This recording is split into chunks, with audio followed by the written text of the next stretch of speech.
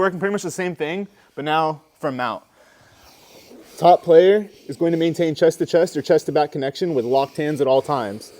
Your only objective is to maintain this position. Bottom player, your only objective is to get your elbows back in front of you and your opponent. Go ahead. As soon as Chance gets his elbows to his body any way that he can, that's a win. Make sense? Sweet.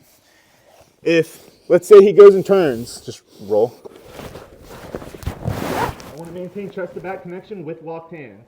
If he can get his elbows back into his towards his body, go ahead. Here, he still wins. Does this make sense? All right, sweet. Does anyone have any questions? Can I see the starting position? Yeah, absolutely.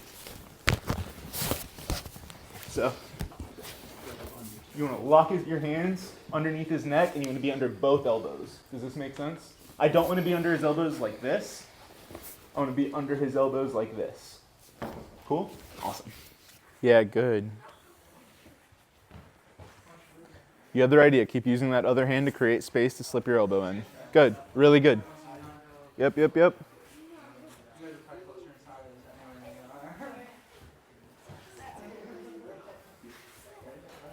Try to rotate and see what will happen. Try to rotate. Good.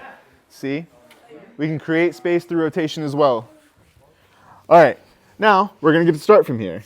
What I want you guys to do is find a way to get from this position to his knees any way that you can. Once we have our hands on his hips and his knees, we're going to try to push any way that we can to get our knee in front. Another thing that I can do is while I'm looking to push him, if I see the opportunity in any way to get on top of him, I'm going to do so. Does this make sense? What's going to open that up is me destabilizing him by pushing him at his knees. As he goes to try to fight this, he's going to be more susceptible to getting destabilized to his back. Does this make sense? Awesome. Top player, what we're going to look to do is from this position, I'm still going to look to cover his shoulders. What I mean by covering his shoulders is I need body weight directly over his shoulder line. That can just be this. Sometimes you're not going to be able to find any grips, right? But I still need to make sure that I have weight over his shoulders and his hips at all times. While I'm doing this, I'm going to look to get under one elbow at a time. Top player wins when they can connect both hands underneath your partner's elbow. Bottom player wins by successfully either retaining full guard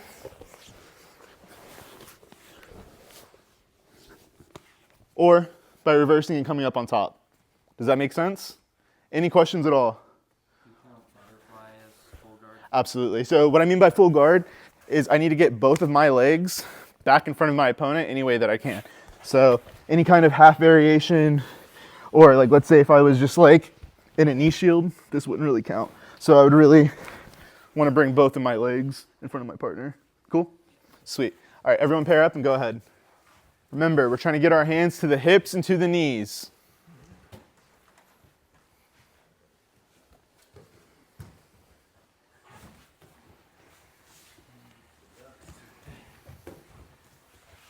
Tell the people what they're supposed to do. Gotta buy this. All right, I like it. Nobody's told you what you wanted at all Not today. one time. They never do. Like and subscribe, comment, share. There we go. Yeah. So now we're going to start with our hands already on our opponent's hips. So hip or knee, I'm good with either. What we're looking to do is as we either bring our knee back inside or as we're looking to start destabilizing our opponent, instead of entering all the way up to top or instead of fully retaining guard, what I would like to see instead is immediately, as soon as you get your opponent's hands to the mat, I want you to enter in and lock your legs around your opponent's hip any way that you can. There's 3 ways that we can do this. We can do this with our feet to the outside. We can do this with our feet to the inside. Or we can do this in a mixed variation where we have one foot posting and one foot to the inside. Does this make sense? So, we're starting here. As I'm looking to bring this knee back inside, do you see how I can adjust my opponent's weight to get his hands on the floor? The second that I do this, I want to create more space between my upper body and my opponent's. And then any way that I can connect to his hip, that's what I'm going to look to do. So again, mixed connections, outside connections, or inside connections. If you get to his leg, it's an automatic win. Top player, what you're going to look to do is recover control of the elbows. I don't care if it's one or both. As soon as we do this, we're going to look to connect chest to chest or chest to back. Good. As soon as we get to this position, we want to get our head behind the elbow any way that we can. So if he's chest to chest, it can look like this. Release.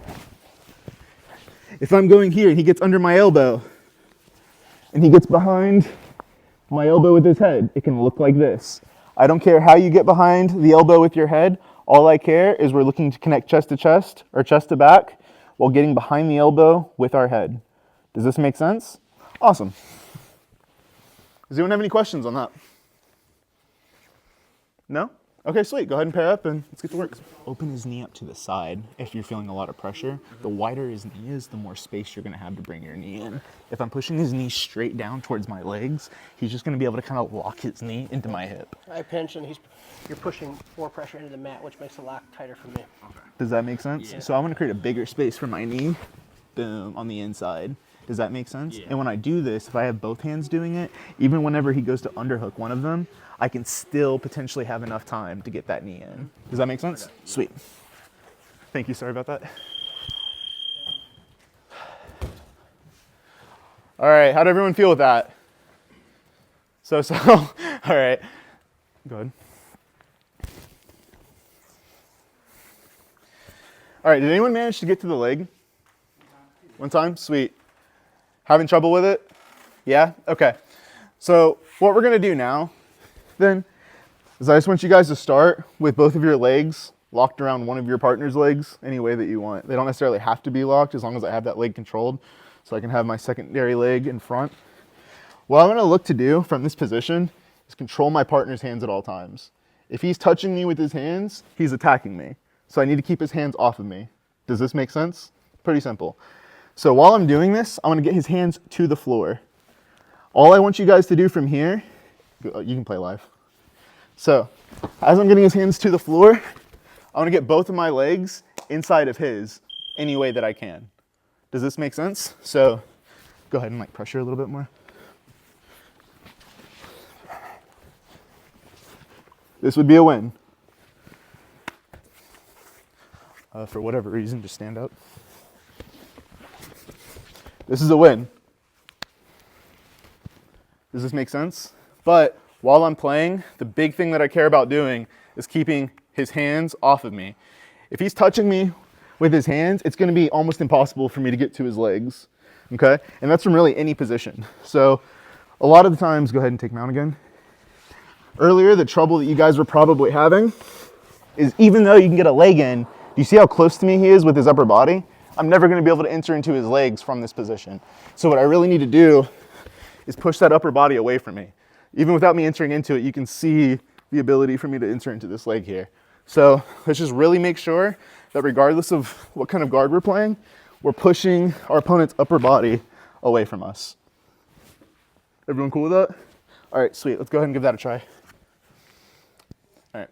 So now we're going to start in the same position. I really don't care how you guys start. Just start with one leg.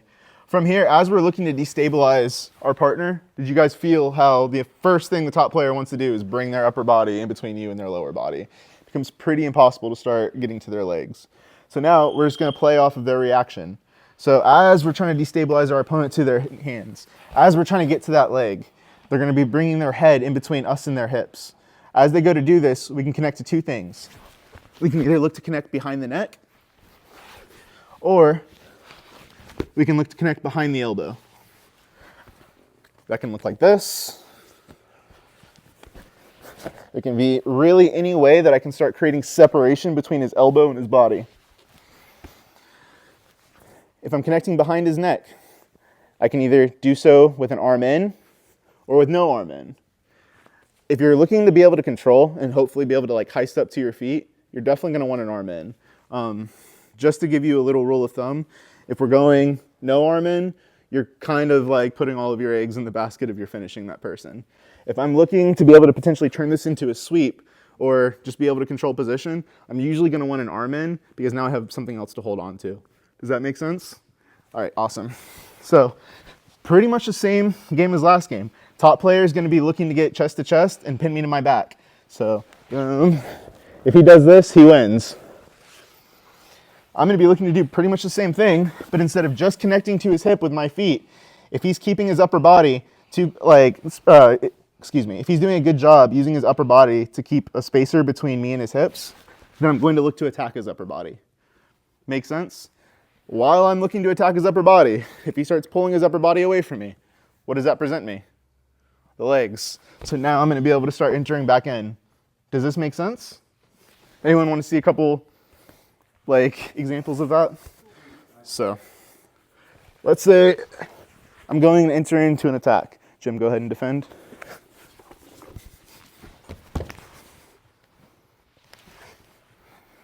Just play live.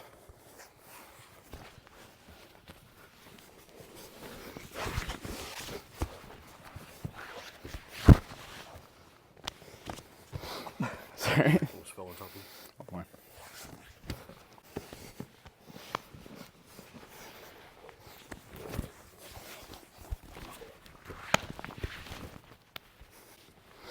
Does that make sense? Sweet. All right. So bottom person gets the reset off the leg and hand. You can reset off of closed hands. So in those options, I didn't have closed hands yet.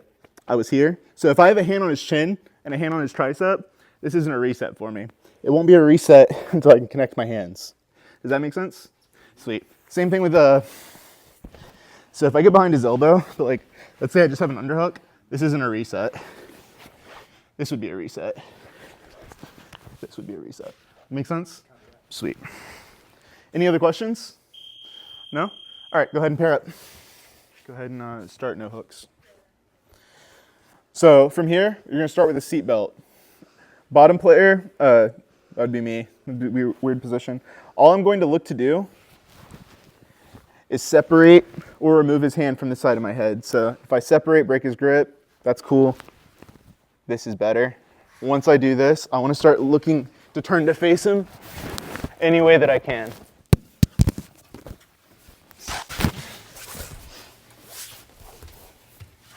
So it doesn't matter how I do this. As long as I can break his grip and then find a way to start turning to face him, that's a win. Top player. It doesn't matter how your opponent moves. You have no win condition. You just have to be able to maintain this position indefinitely. So it doesn't matter how Jim decides to roll and move. If I lose this connection, he wins. Does this make sense? Sorry. Go ahead. Ideally, what I want to do is maintain this any way that I can. So I can elevate, I can create all these weird positions. As long as I'm keeping my chest attached to his back and he's not able to escape, that's a win. Does that make sense? Starting Really without simple. hooks, correct? Sorry. Go ahead. Starting without hooks? Just With no hooks. And you can't put your feet in front of your opponent's hips at any time. So I can't use my feet to keep him in place. I can use them behind his legs, but the only thing I can use to stop his ability to rotate is my arms. So I want one arm in front of his shoulder, one arm behind his shoulder. That's going to stop his rotation. Go ahead and try. So now all he can do is he can try to create space by moving down. And because I have this underhook, I'm able to stop him from moving down. yes. If he goes and start rolling, if he starts rotating, I have to keep my feet behind his hips as I'm looking to maintain control. Does that make sense? Sweet. Any other questions? No? All right, cool. Let's get to work. All right, so I saw a couple of you already figuring this out, right? So as the bottom player is looking to rotate, a thing that's going to occur is their periphery is going to start extending away from their center of mass. So go ahead and start trying to break my grips. Look at what his arm just did. So to be able to rotate, right, we have to be able to reach and turn. To be able to push something away from our body, what does our elbow have to do? extend. So anytime our opponent's looking to escape our control, it's presenting us an option to transition to another attack. Go ahead. Boom. I'm gonna look to create a closed circle around his periphery any way that I can. I don't care about you getting to a finish yet. All I care about is you getting to a hold. That can also be, go ahead. This works too. I'm just not getting my feet in front of his hip still. Try to escape by going down. Does this make sense? So any way that I can close my limbs, either my legs or my hands, around his head, arms, or even legs, that's a win. For example, I saw this happen to a couple of you, right? Opponent starts turning away. Go ahead and turn away, turn away. You end up in a position like this. Go ahead and actually turn back onto your hip. This is where a lot of you are ending up stuck, right? And there's a reset. If I end up here, there's options for me to close my legs around my opponents. Does this make sense? So I don't care if you're going lower body, upper body. I mean, you can attack the neck, obviously, that's a part of the upper body, but just look to close your hands around either arm, either leg, or the neck. Cool? Bottom player, your goal is still the same. All I'm looking to do is remove his connections and turn to face him. If while doing so I can close my hands, that's cool too. Does that make sense? Sweet. We reset whenever the bottom player turns to face the top player, or when either player can lock their hands around their opponent's periphery. Does that make sense? Sweet, let's go ahead and get started. Do we have any questions on any of this that we've covered so far? Any problems that we're running into that we're having trouble solving? No? All right, cool.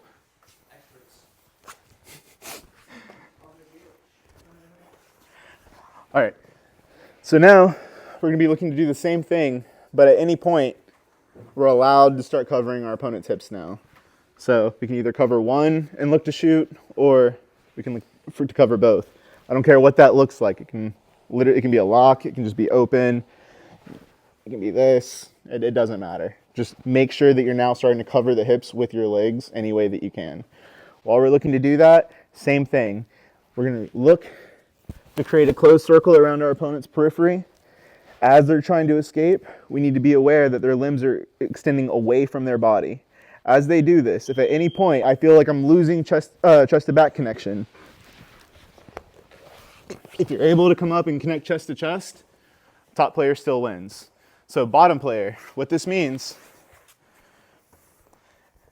is as we're escaping, we can't allow a situation to occur where our opponent comes up on top.